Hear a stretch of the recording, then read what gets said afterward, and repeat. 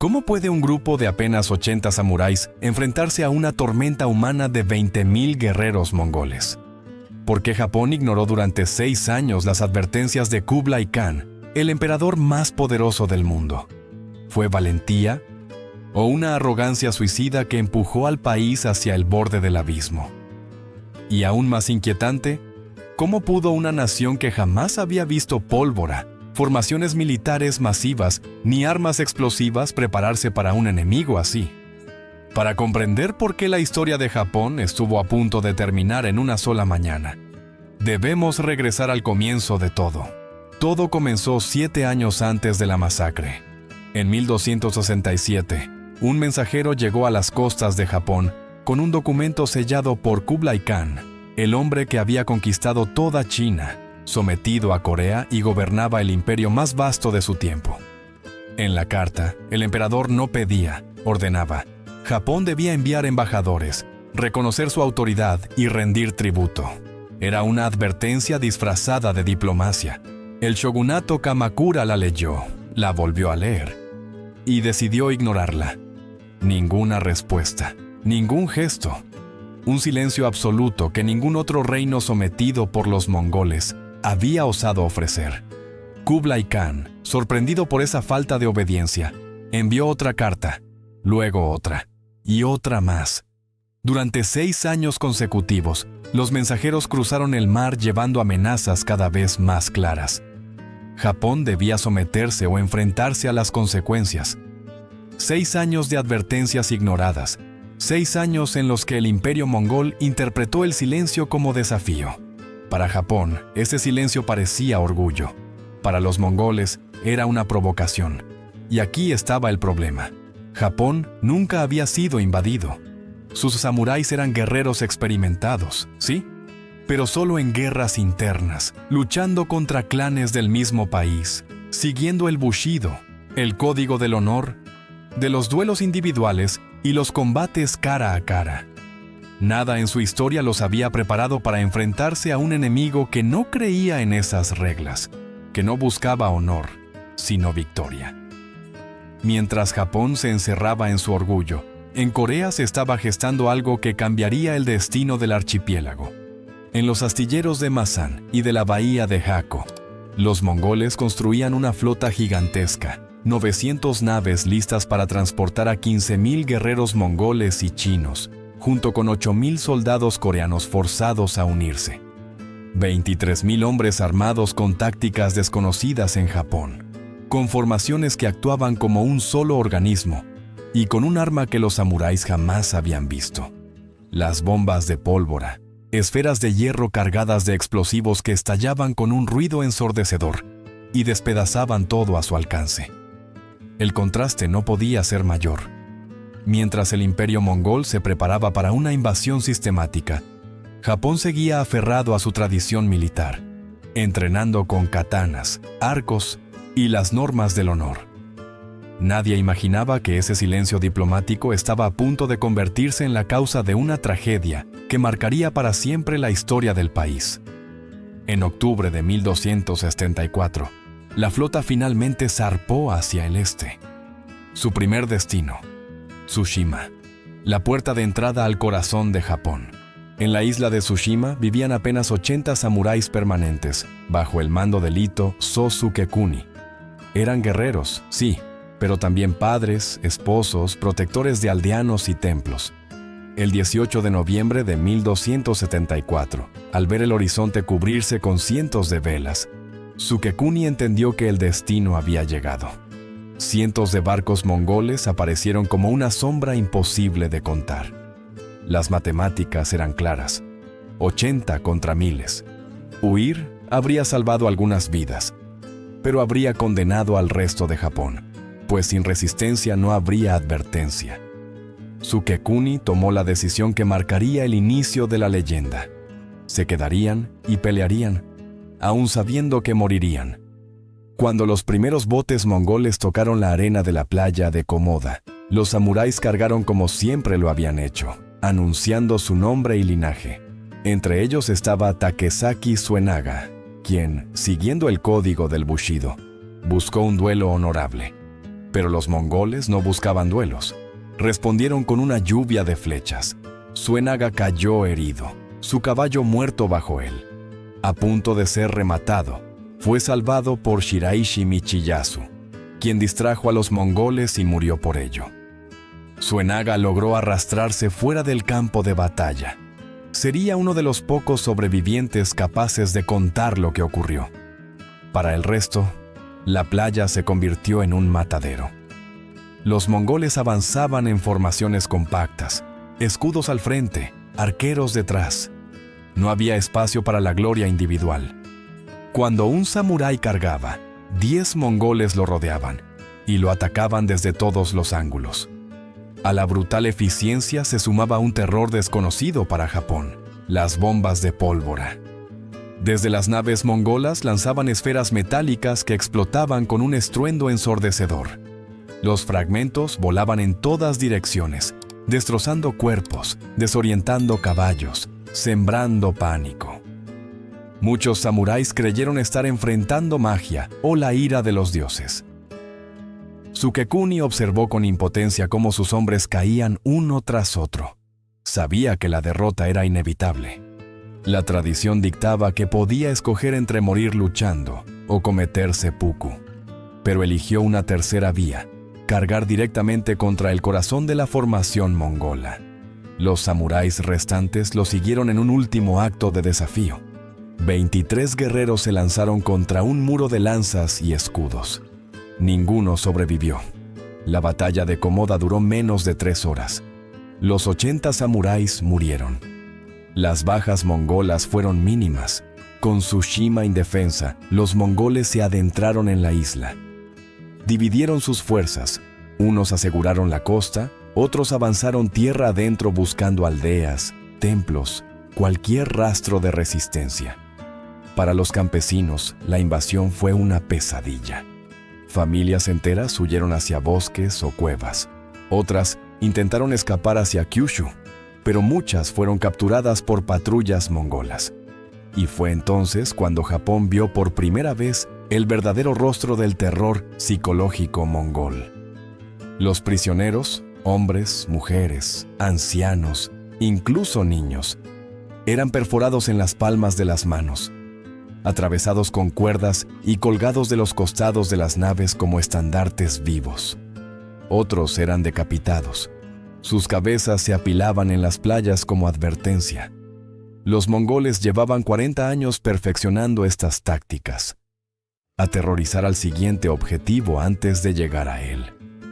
El mensaje era claro: resistir significaba sufrir lo inimaginable. Tsushima cayó por completo en 2 días. No hubo resistencia organizada más allá de los 80 que habían muerto en la playa. Y sin embargo, algo crucial había ocurrido. Durante las primeras horas del ataque, un jinete samurái logró huir en un pequeño bote hacia Kyushu. Llegó a Dazaifu con noticias que parecían imposibles: una flota inmensa, miles de guerreros, armas que estallaban como truenos. Tsushima había sido aniquilada. Ese mensaje cambiaría el destino de Japón. Tras recibir el mensaje desesperado desde Tsushima, la isla de Iki comprendió que el enemigo que se acercaba no era una banda de piratas, sino el ejército más temido del planeta. Allí, unos 120 samuráis bajo el mando del Ito Taira Kagetaka enfrentaron la misma decisión que Sukekuni: huir hacia Kyushu para salvar a los civiles o quedarse y morir intentando retrasar lo inevitable. Pero a diferencia de Tsushima, Iki tenía algo preciado: unos días de preparación. Kagetaka reorganizó todo lo que podía. Evacuó a mujeres y niños hacia templos en el interior. Levantó barricadas en las playas. Posicionó arqueros en las colinas y eligió puntos estrechos donde la superioridad numérica mongola pudiera limitarse. Sabía que no podía ganar, pero tal vez podía hacer que los invasores pagaran un precio más alto que en Tsushima. El 20 de noviembre, las mismas 900 naves aparecieron en el horizonte. Y esta vez, Kagetaka vio algo aún más aterrador: cuerpos colgando de los costados, prisioneros de Tsushima convertidos en advertencias humanas. El mensaje era claro: resistir implicaba un destino peor que la muerte. El bombardeo comenzó antes del desembarco. Las catapultas lanzaron esferas metálicas cargadas de pólvora que estallaban entre los defensores. Los caballos entraban en pánico. Los samuráis se cubrían detrás de barricadas improvisadas. Las colinas temblaban con cada explosión. Luego llegaron las flechas, miles de ellas, formando un cielo oscuro y mortal. Finalmente, la infantería mongola avanzó en formación compacta, y por un momento los defensores lograron contenerlos.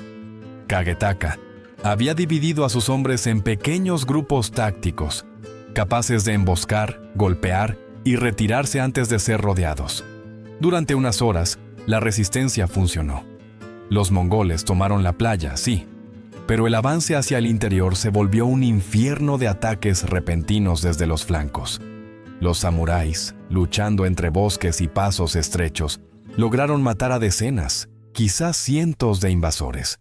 Ikki no se rendía fácilmente, pero la ventaja numérica era aplastante. Cada posición defensiva era localizada, rodeada y destruida con precisión metódica. Los 120 samuráis se convirtieron en 100, luego en 80, en 60. Kagetaka, herido por varias flechas, siguió coordinando la resistencia mientras sangraba. Cuando ya no quedó terreno donde retroceder, reunió a los sobrevivientes en una fortaleza improvisada de madera en el centro de la isla. Sabía que no resistiría un asedio prolongado, pero quizás podría resistir hasta el anochecer y permitir que algunos escaparan a Kyushu. Los mongoles rodearon la estructura. No atacaron de inmediato. Dejaron que el miedo hiciera su trabajo. Desde afuera, los defensores escuchaban los gritos de los civiles capturados. Escuchaban a los prisioneros colgados chocando contra los cascos de las naves.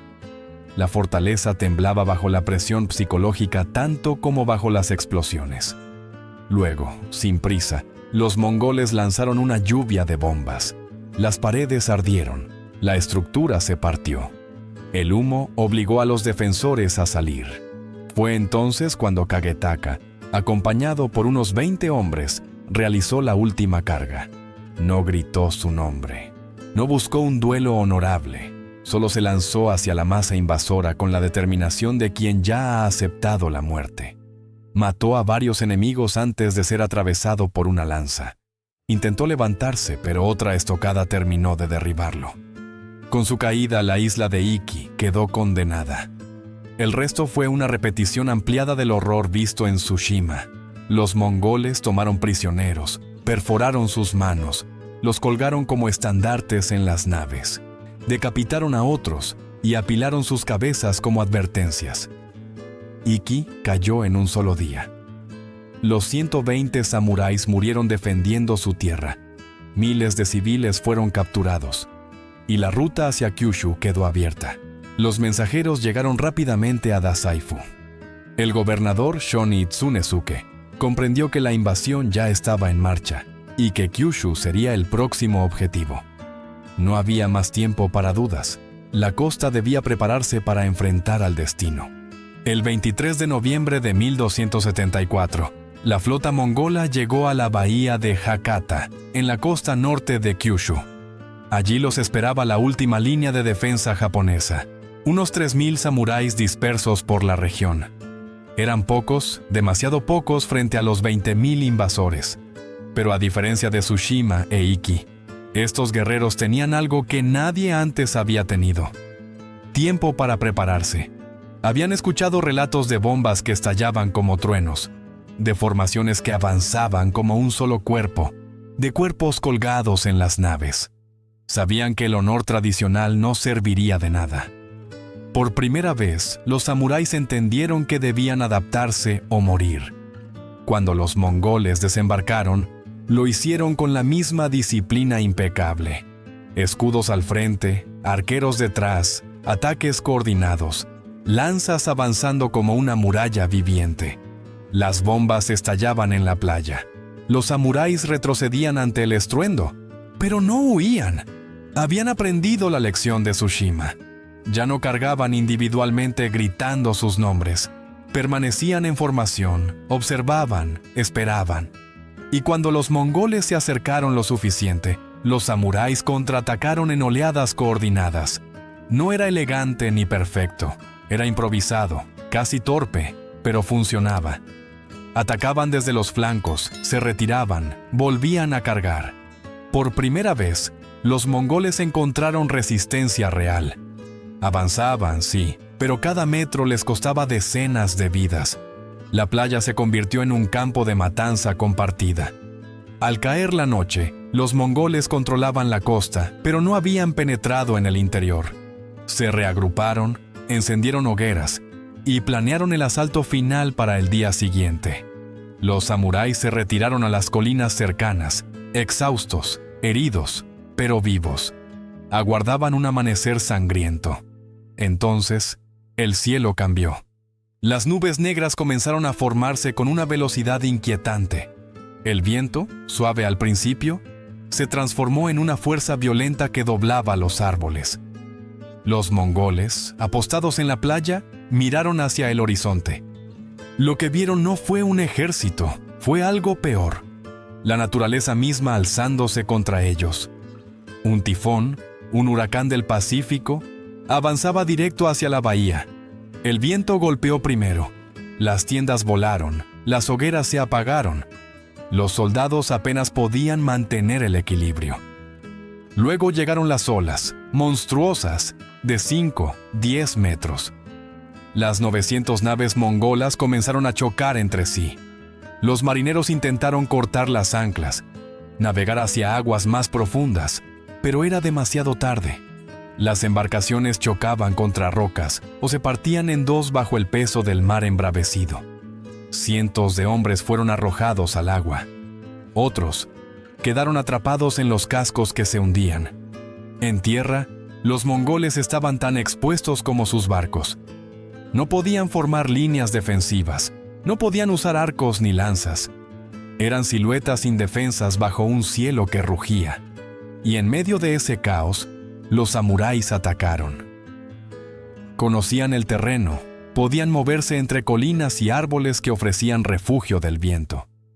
Caían sobre los campamentos mongoles como sombras, mataban, desaparecían, volvían a atacar desde otro punto. Para los invasores, aquello era peor que la tormenta. Al amanecer, el desastre era total. La bahía estaba cubierta de restos de naves, cadáveres flotando, madera astillada. De las 900 embarcaciones que habían llegado, apenas unas 300 seguían a flote, muchas dañadas. Los mongoles que quedaban en tierra estaban atrapados, sin suministros ni refuerzos. El general mongol Kim Bang-jung tomó la única decisión posible: retirada inmediata. Ordenó que los sobrevivientes subieran a las naves restantes y abandonaran la costa japonesa. Dejaron atrás equipo, provisiones, incluso compañeros heridos. De los 20.000 guerreros que habían partido hacia Japón, unos 13.000 lograron regresar. 7.000 murieron, no en batalla, sino devorados por el océano. Para los japoneses, aquello no fue solo un golpe de suerte. Los monjes budistas y sintoístas habían rezado sin descanso desde que comenzó la invasión. Cuando la tormenta destruyó la flota mongola, la nación entera lo interpretó como un milagro. Lo llamaron kamikaze, el viento divino. El viento que había protegido a Japón, pero esa victoria tenía un precio. Ahora sabían que los mongoles regresarían y que la próxima vez traerían un ejército aún más grande. La retirada mongola en 1274 no trajo alivio a Japón, trajo pánico. El shogunato Kamakura comprendió que la victoria había sido un accidente, un regalo del clima, no del acero. Tsushima estaba destruida, Iki arrasada, miles de civiles muertos o capturados. Si los mongoles regresaban con una fuerza mayor, Japón no tendría escapatoria.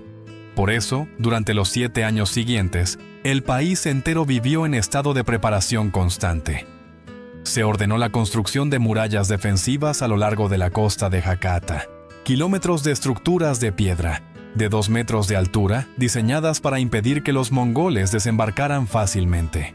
Las murallas crecieron día a día gracias al trabajo de campesinos obligados a levantar fortificaciones bajo amenaza de castigo. Mientras tanto, los samuráis fueron entrenados no solo en el combate individual, sino en la lucha en grupo. Aprendieron a moverse como unidades, a coordinar ataques, a observar formaciones enemigas. Era una transformación cultural forzada por la necesidad. Tokimune, el regente del shogunato, apenas dormía. Había enfrentado la primera invasión con 23 años. Ahora, a los 30, cargaba con el destino de la nación. Visitaba templos, meditaba, pedía consejo espiritual, intentando entender si el viento divino fue un milagro único o una señal de que los dioses protegerían siempre a Japón. Mientras tanto, en China, Kublai Khan estaba furioso. La derrota había sido climática, no militar, pero seguía siendo una derrota. Su reputación estaba en juego. No podía permitir que Japón se convirtiera en un ejemplo de resistencia. Ordenó entonces la construcción de una flota gigantesca, mucho mayor que la anterior. No serían 900 naves, serían 4.500. No serían 23.000 hombres, serían 140.000 soldados, provenientes de China, Corea y Mongolia. Era la invasión más grande planificada en siglos. Una armada tan inmensa que, en teoría, ninguna tormenta podría detenerla. Pero construir una flota así requería años y enormes cantidades de recursos. China se endeudó, Corea quedó exhausta, los astilleros trabajaron sin descanso. Aún así, en la primavera de 1281, la flota estaba casi lista. Los espías japoneses enviaron mensajes alarmantes. Los mongoles estaban embarcando tropas, la invasión era inminente. Tokimune ordenó una movilización total. Todos los samuráis del país debían dirigirse a Kyushu. Clanes en guerra interna dejaron de lado sus conflictos y marcharon bajo una misma bandera. Aproximadamente 40.000 guerreros japoneses se concentraron en la región. Era un ejército enorme para los estándares del país, pero seguía siendo insignificante frente a los 140.000 mongoles. La estrategia mongola consistía en dividir la flota en dos. La primera, compuesta por 900 naves y unos 40.000 soldados mongoles y coreanos, partiría desde Corea. La segunda, con 3.600 naves y 100.000 soldados chinos, zarparía desde el sur de China. Ambas debían encontrarse frente a las costas de Kyushu y lanzar un ataque coordinado. Pero desde el principio, todo salió mal. La flota coreana llegó primero, a principios de junio. Su comandante, Hong Dagu, decidió no esperar a la flota china. Temía que darle más tiempo a Japón permitiera reforzar aún más las defensas. Así que atacó por su cuenta. Desembarcaron de nuevo en Tsushima e Iki, que ahora estaban mejor preparadas. Los japoneses habían evacuado civiles y organizado guarniciones entrenadas para combate de guerrilla. Los mongoles tomaron ambas islas, sí, pero con grandes pérdidas. Y cuando llegaron a Hakata, se encontraron con un obstáculo inesperado: las murallas. Los samuráis disparaban desde las alturas mientras los mongoles intentaban desembarcar bajo una lluvia de flechas. Varios grupos lograron tocar tierra y avanzar hacia las murallas, pero fueron repelidos. Los cuerpos se amontonaron al pie de las defensas. Hong Dagu comprendió que no podía tomar Hakata sin apoyo. Necesitaba a la flota china. Pero la flota china no llegaba. Tormentas en el mar, complicaciones logísticas, diferencias estructurales entre barcos chinos y coreanos hicieron que la coordinación fuese un desastre. Hong Dagu quedó atrapado en el mar frente a una costa hostil, con soldados exhaustos, bajo un sol abrasador, con cada día que pasaba reduciendo los suministros. La disentería, las fiebres y la deshidratación comenzaron a diezmar a sus tropas. Mientras tanto, los japoneses no se quedaron quietos. Organizaron ataques nocturnos desde pequeños botes. Subían sigilosamente a los barcos mongoles, mataban a los marineros, incendiaban naves enteras y desaparecían en la oscuridad. Los mongoles comenzaron a llamarlos piratas, incapaces de procesar un estilo de combate tan distinto al suyo. El terror psicológico crecía. Nadie podía dormir en paz. A mediados de julio, finalmente, la flota china llegó. Hong Da-gu, aliviado, preparó el ataque definitivo. Con 140,000 soldados ahora reunidos, podían rodear Kyushu, desembarcar en múltiples puntos y abrumar a los japoneses con pura cantidad. Pero sus hombres estaban debilitados, enfermos y desmoralizados. Los nuevos soldados chinos no conocían el terreno ni la ferocidad de los samuráis. Hong Da-gu decidió esperar unos días más para reorganizar fuerzas y planear un golpe certero. Esa decisión, aparentemente sensata, fue el error fatal. El 14 de agosto de 1281, el cielo se oscureció de nuevo. No era una tormenta común, era un tifón gigantesco, más destructivo que el de 7 años atrás. El viento arrancaba mástiles, quebraba timones, lanzaba barcos contra rocas. Las olas, de más de 15 metros, engullían naves enteras. Los barcos construidos con prisa, algunos con madera verde sin secar, se partían como si fueran juguetes. Hong Da-gu intentó coordinar la retirada desde su nave insignia. Dio órdenes que nadie pudo escuchar entre el rugido del viento. Una ola gigantesca golpeó su barco, lo volcó y lo arrojó al mar. Su cuerpo nunca fue encontrado. Durante 2 días, el tifón arrasó la flota más grande jamás enviada contra Japón. Cuando finalmente amaneció, el 16 de agosto, la bahía de Hakata era un cementerio flotante. Miles de cadáveres se acumulaban entre restos de madera. De las 4.500 naves mongolas, apenas unas 300 seguían navegables. El resto había sido pulverizado. Los pocos sobrevivientes que intentaron rendirse fueron ejecutados. Japón no había olvidado Tsushima, Iki, ni los cuerpos colgados en los barcos. Otros mongoles intentaron huir en balsas improvisadas, pero murieron antes de alejarse de la costa. Durante semanas, los samuráis recorrieron playas y bosques buscando a los invasores escondidos, dándoles muerte sin excepción. De los 140,000 soldados que habían partido hacia Japón, solo unos 20,000 regresaron. Los demás, aproximadamente 120,000 hombres, murieron ahogados, ejecutados o desaparecidos en el caos. Fue la derrota naval más catastrófica del mundo medieval. Kublai Khan, desde su palacio en Dadu, recibió las noticias en silencio. Ordenó castigos, habló de una tercera invasión, pero nunca llegó a ocurrir. China estaba agotada, Corea estaba devastada, y los mongoles, invencibles en tierra, comprendieron por fin que el océano japonés era un enemigo al que no podían derrotar. La derrota mongola en 1281 no solo salvó a Japón, lo transformó, pero no de la manera que los relatos heroicos suelen contar. Tras la tormenta, miles de samuráis regresaron esperando recompensas, tierras, títulos, reconocimiento.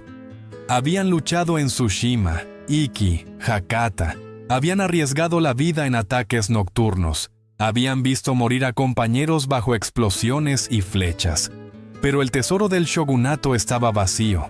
7 años construyendo murallas, movilizando ejércitos y manteniendo defensas habían dejado al gobierno sin recursos.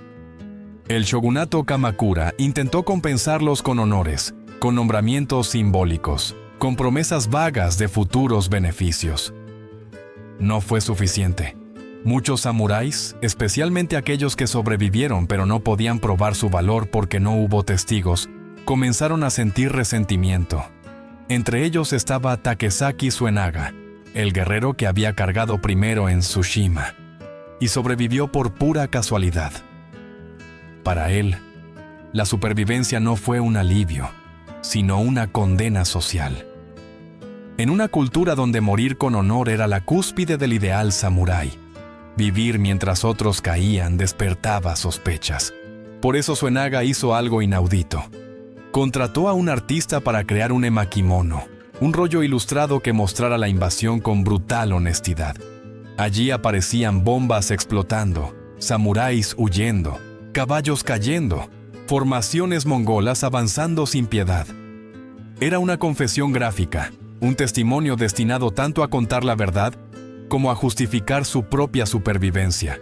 Ese rollo, el Moko Shurai Ekotoba, se convertiría en una de las crónicas visuales más importantes del Japón medieval. Mientras tanto, el shogunato tenía un problema mayor.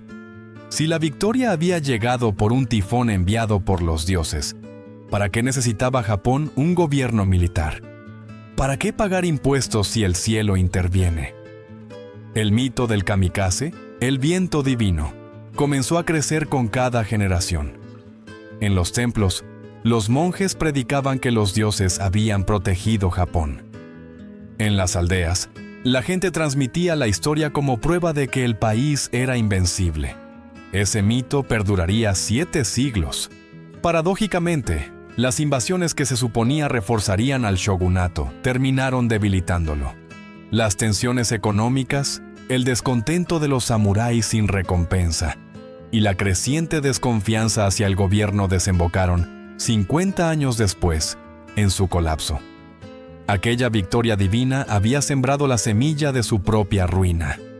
Japón entró en un periodo de guerras civiles, el periodo Sengoku, que duraría 200 años. En el siglo XX, el mito del kamikaze resurgió con un significado devastador. Los pilotos japoneses que se estrellaban contra barcos estadounidenses se llamaban a sí mismos viento divino, convencidos de que los dioses protegerían nuevamente al país. Pero esta vez no hubo tifón. Hiroshima y Nagasaki demostraron que la naturaleza no siempre interviene a favor de los hombres. El mito murió en un hongo atómico, pero su origen seguía en Tsushima e Iki. Y del lado mongol, ¿qué quedó? Sorprendentemente, casi nada. A pesar del fracaso monumental, Kublai Khan siguió gobernando el imperio más grande del mundo, conquistó vastos territorios, y su derrota en Japón quedó como una nota al pie de su reinado. Pero un límite quedó grabado para siempre. Los mongoles, invencibles en tierra, habían sido derrotados 2 veces por el mar. Para muchos historiadores, esa frontera marítima fue el principio del fin de la expansión mongola. Hoy, la isla de Tsushima es un lugar tranquilo. Turistas visitan las playas donde 80 samuráis murieron. Hay monumentos dedicados a ellos, pero también placas en honor a los soldados mongoles, coreanos y chinos que se ahogaron en la tormenta. Porque, más allá de los mitos, todos fueron víctimas de decisiones tomadas por emperadores y shogunes. En las tumbas simbólicas se recuerda a los 80 de Tsushima, hombres que eligieron quedarse aun sabiendo que no podían ganar. No salvaron a Japón directamente, no derrotaron a los mongoles, pero compraron tiempo. Enviaron un mensaje y se convirtieron en símbolo de una historia que aún resuena. Y al final, la pregunta permanece: ¿qué vale más? ¿Vivir con vergüenza o morir con honor? ¿Hasta dónde llega la intervención divina y dónde comienza la simple casualidad? ¿Fue realmente el viento un milagro? ¿O solo meteorología? Lo cierto es que esos 80 hombres, enfrentando probabilidades imposibles, eligieron quedarse, eligieron luchar, eligieron convertirse en leyenda.